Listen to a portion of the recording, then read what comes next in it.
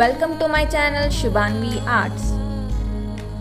ಇವತ್ತು ನಾವು ಬಂದಿರುವಂಥದ್ದು ಶ್ರೀ ಕ್ಷೇತ್ರ ಕಮಲಶಿಲೆ ಶ್ರೀ ಬ್ರಾಹ್ಮಿ ದುರ್ಗಾ ಪರಮೇಶ್ವರಿ ಸನ್ನಿಧಾನಕ್ಕೆ. ಪಡುಬಿದ್ರಿಯಿಂದ ಅರೌಂಡ್ 84 ಕಿಲೋಮೀಟರ್ಸ್ ಬೇಕಾಗ್ತದೆ ಆ್ಯಂಡ್ ಉಡುಪಿಯಿಂದ ನಮಗೆ 60 ಕಿಲೋಮೀಟರಲ್ಲಿ ಬರ್ಬೋದು. ಪಡುಬಿದ್ರಿಯಿಂದ ಇಷ್ಟು ದೂರ ಟ್ರಾವೆಲ್ ಮಾಡಿಬಿಟ್ಟು ಕಮಲಶಿಲೆಯಲ್ಲಿ ಬಂದು ನಾನು ರಂಗೋಲಿ ಬಿಡಿಸ್ತೀನಂತ ಯಾವತ್ತೂ ಸಹ ಅಂದ್ಕೊಂಡಿರಲಿಲ್ಲ. ನಮ್ಮ ಸೌತ್ ಕೆನರಾ ಕಡೆ ನಾವು ಜಾಸ್ತಿಯಾಗಿ ಬಿಲೀವ್ ಮಾಡ್ತೇವೆ ನಮಗೆ ಯಾವುದಾದ್ರೂ ಪುಣ್ಯಕ್ಷೇತ್ರಕ್ಕೆ ಹೋಗಬೇಕಾದ್ರೆ ನಾವು ಪುಣ್ಯ ಮಾಡಿರಬೇಕಂತ. ಆ್ಯಕ್ಚುಲಿ ನಾನು ನನ್ನ ಹಿಂದಿನ ಶೃಂಗೇರಿ ಬ್ಲಾಗ್ನಲ್ಲಿ ಹೇಳಿದ್ದೆ, ನಾನು ಎಲ್ಲಿಗಾದರೂ ಹೋಗೋದಾದರೆ ನನ್ನೊಟ್ಟಿಗೆ ರಂಗೋಲಿ ಪೌಡರ್ ತಗೊಂಡೇ ಹೋಗ್ತೇನೆ. ಈ ದೇವಸ್ಥಾನದ ಪೂಜಾರಿಗಳಿರ್ಬೋದು, ಆಡಳಿತದವರಿರ್ಬೋದು, ಎಷ್ಟೇ ಜನ ಬರಲಿ ಒಳ್ಳೆ ರೀತಿಯಲ್ಲಿ ಮ್ಯಾನೇಜ್ ಮಾಡ್ತಾರೆ. ನಮಗೊಂದು ಸಿಂಪಲ್ ಆಗಿ ರಂಗೋಲಿ ಬಿಡಿಸಬೇಕಾದ್ರೂ ಅರ್ಧ ಗಂಟೆ ಟೈಮ್ ಬೇಕಾಗ್ತದೆ ಆ್ಯಂಡ್ ನಾವು ಬೇರೆಯವರನ್ನು ಸಹ ಕಾಯಿಸೋದು ಒಳ್ಳೆಯದಲ್ಲ. ಹಾಗಾಗಿ ರಂಗೋಲಿ ಬಿಡಿಸ್ಲಿಕ್ಕೆ ಆಗ್ತದೋ ಇಲ್ವಾ ಅಂತ ಡೌಟಲ್ಲೇ ಹೋದದ್ದು. ಬಟ್ ಅಲ್ಲಿ ನಮಗೆ 1.5 ಗಂಟೆ ಎಕ್ಸ್ಟ್ರಾ ಸಿಕ್ತು.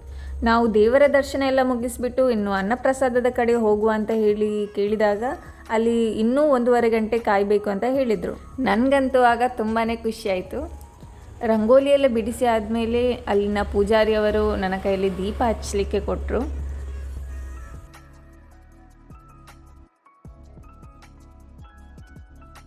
ಇಲ್ಲಿನ ಅನ್ನಪ್ರಸಾದ ತುಂಬಾ ಫೇಮಸ್, ಯಾಕಂದರೆ ಇಲ್ಲಿ ಒಂದು 10-15 ಬಗೆ ಐಟಮ್ಸ್ ಇರುತ್ತೆ.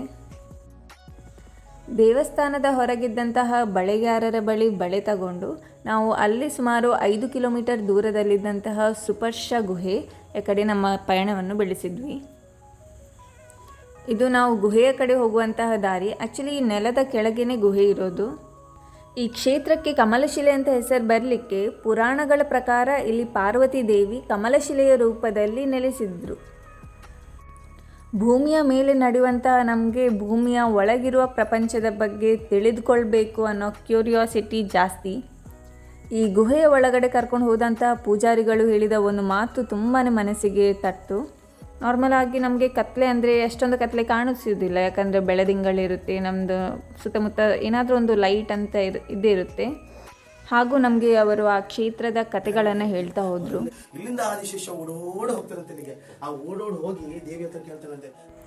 ಗುಹೆಯಿಂದ ಬಂದ ಮೇಲೆ ನಾನು ಅಲ್ಲೇ ಕೂತ್ಕೊಂಡು ಕಮಲಶಿಲೆ ಅಂತ ಒಂದು ಕಾನ್ಸೆಪ್ಟಲ್ಲಿ ಒಂದು ಡ್ರಾಯಿಂಗನ್ನು ಮಾಡಲಿಕ್ಕೆ ಹೊರಟೆ. ಈ ಕಮಲಶಿಲೆ ಹೆಸರಿನ ಹಿಂದೆ ಇರುವ ಕಥೆ ಏನಂದರೆ, ಒಮ್ಮೆ ಕೈಲಾಸ ಪರ್ವತದಲ್ಲಿ ಶಿವ ಹಾಗೂ ಪಾರ್ವತಿಯರ ಮುಂದೆ ಪಿಂಗಾಳೆ ಎನ್ನುವಂತಹ ಬಹಳ ಸುಂದರವಾದ ಕನ್ಯೆ ನೃತ್ಯವನ್ನು ಮಾಡ್ತಾ ಇರ್ತಾಳೆ. ನಮ್ಮ ಪಾರ್ವತಿ ದೇವಿಗೆ ಅವರ ನೃತ್ಯ ನೋಡಿ ಇನ್ನೊಮ್ಮೆ ನೀನು ಪರ್ಫಾರ್ಮ್ ಮಾಡ್ಬೋದಾ ಅಂತ ಕೇಳಿದಾಗ ಅವಳು ಇಲ್ಲ ಅಂತ ಹೇಳ್ತಾಳೆ.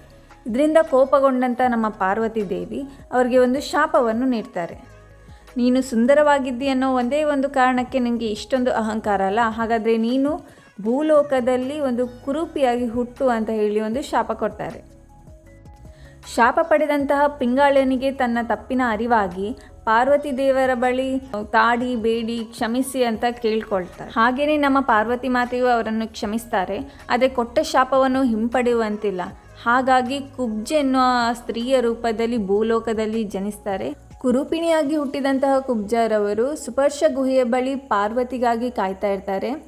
ಅಲ್ಲಿ ಒಂದು ಲಿಂಗದ ರೂಪದಲ್ಲಿ ಮಾತೆಯು ಉದ್ಭವವಾಗಿ ಆಕೆಗೆ ದರ್ಶನ ನೀಡ್ತಾರೆ. ಹಾಗೂ ನೀನು ಮಥುರಾ ಶ್ರೀಕೃಷ್ಣನ ಬಳಿ ಹೋಗಿ ಅವರ ಸ್ಪರ್ಶದಿಂದ ರೂಪವನ್ನು ಹಿಂಪಡಿತೀಯ ಅಂತ ಹೇಳ್ತಾರೆ.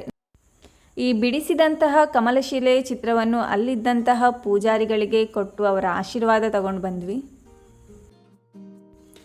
ಇಲ್ಲಿಂದ ಸ್ವಲ್ಪ ಮುಂದೆ ಹೋದರೆ ನಮಗೆ ಕೆರಾಡಿ ಕೇಶವನಾಥೇಶ್ವರ ದೇವಸ್ಥಾನ ಸಿಗುತ್ತೆ. ನಾವು ಅಲ್ಲಿಗೆ ಹೋಗ್ಲಿಕ್ಕಾಗಲಿಲ್ಲ.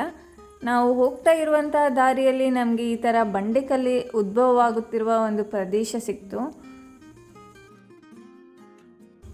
ನಮ್ಮನ್ನು ಕರ್ಕೊಂಡು ಬಂದಂತಹ ಗೀತಕ್ಕ ಹಾಗೂ ಅವರ ಸಹೋದರ ಅವರೊಂದಿಗೆ ಸ್ವಲ್ಪ ವೀಡಿಯೋಸ್ ಮಾಡಿದ್ವಿ, ಫೋಟೋಸ್ ಎಲ್ಲ ತಗೊಂಡ್ವಿ.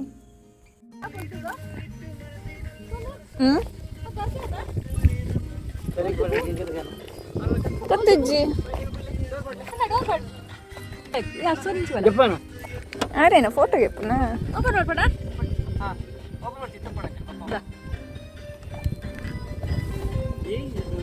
ಫೋಟೋ ಗೆಪ್ಪರಲ್ಲ ಹೈ ಫೋಟೋ ಗೆಪ್ಪ.